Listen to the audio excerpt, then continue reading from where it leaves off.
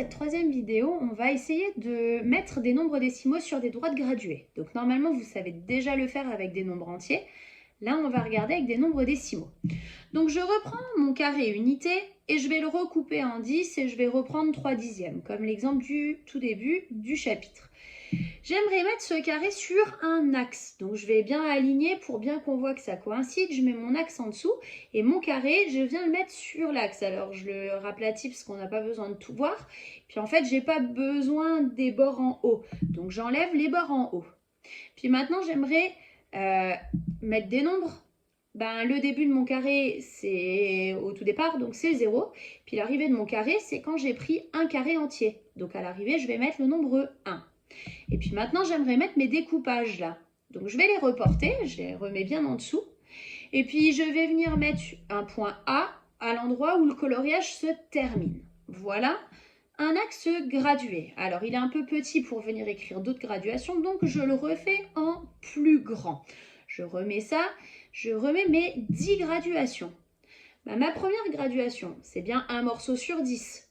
Donc c'est bien la fraction 1 dixième. Et le nombre 1 dixième, c'est un 1 dans la colonne des dixièmes, avec pas d'unité, donc c'est bien 0 unité, et 1 dixième, c'est bien 0,1. La deuxième, c'est 2 dixièmes, ou 0,2. La troisième, c'est 3 dixièmes, donc 0,3, etc., etc. Et puis, je remets mon point A. Alors, on peut noter en quelque sorte l'adresse du point A. Ce n'est pas le bon mot mathématique, mais ça explique bien ce que c'est. Le point A, il est installé sur la graduation 3 dixièmes ou 0,3. Donc je vais noter ça en mettant un A majuscule, parce que le nom d'un point, c'est toujours un majuscule. Et entre parenthèses, j'écris que son adresse, c'est 0,3. Un peu comme vous, vous avez dans votre maison un numéro à la maison. Donc là, l'adresse, le point, il a un numéro à la place où il est positionné. Donc, je peux l'écrire et on l'écrit comme ça. Et on dit que 0,3, c'est l'abscisse du point A. Retenez bien ce mot abscisse, c'est important dans les exercices. On va vous demander quelle est l'abscisse du point. Donc, il faut savoir que ça correspond à son adresse en quelque sorte.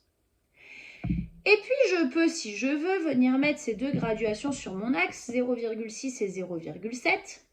Puis, je peux zoomer là-dessus. Donc, je redessine cette partie en plus grand. Cette partie que j'ai zoomée, je peux de nouveau la découper en 10. Et si je la redécoupe en 10, je peux remettre des graduations. Le problème, c'est qu'entre 0,6 et 0,7, j'ai l'impression qu'il n'y a pas de nombre.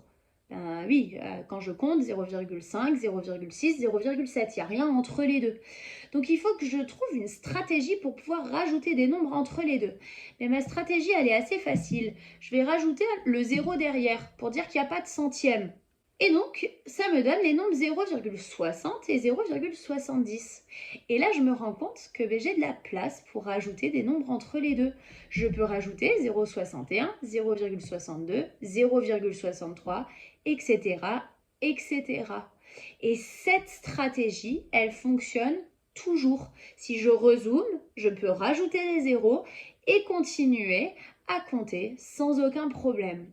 Alors attention, dans certains exercices, c'est possible qu'on ne vous ait pas mis toutes les graduations, mais qu'on n'en ait mis qu'une sur 2 ou une sur 3. Dans ce cas-là, il faut le voir et être un petit peu stratégique et compter de 2 en 2 ou de 3 en 3.